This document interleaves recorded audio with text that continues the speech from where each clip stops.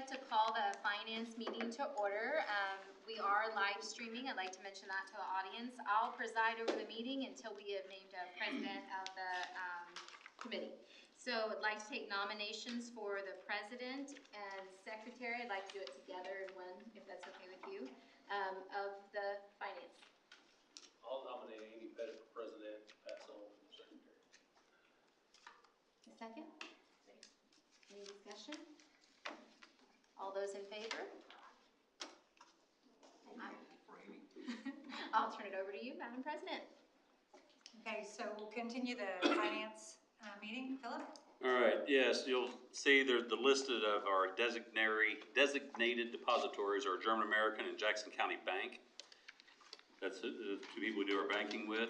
Third item of the agenda is the investment report. Last year, because we got the proceeds of the bond, we invested in a bond at German American, interest rate about 5.46%, and that will stay there for 6 months, which will coincide when we'll have to do our first draw for the CT project at the high school.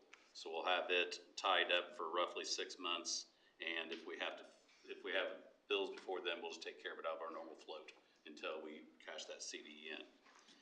The second part worth noting on there is, since we switched banks about a year ago this time, we have made a considerable interest increase because with our let's say our excess money from that standpoint, in the tune of about $250,000. So that was a good thing. That we basically wouldn't have got had we not switched.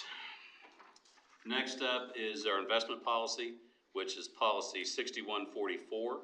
And at this point in time, I would not recommend any changes made to that policy.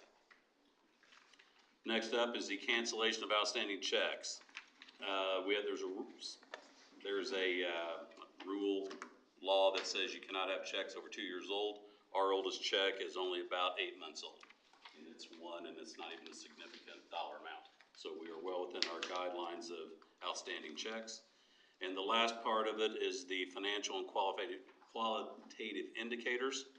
And when you look at that, you'll see things we already know, as in we had a slight dip in ADM from year 21 to 22, because this is all a year in arrears because of the way they compile the data.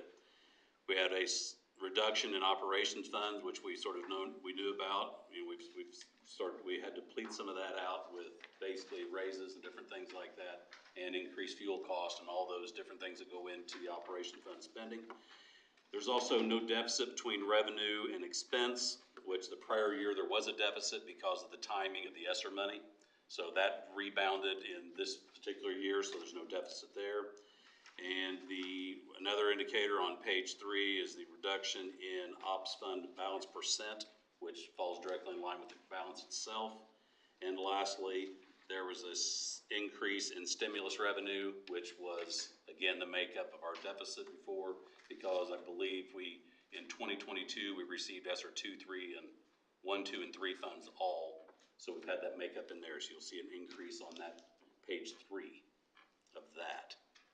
Is there any questions about any of the elements of the finance meeting?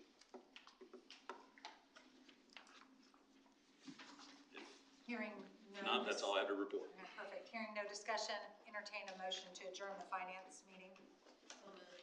I have a motion by Mary Lynn. Do I have a second? Second. Second by Cheryl. All those in favor? 7-0. Meeting adjourned.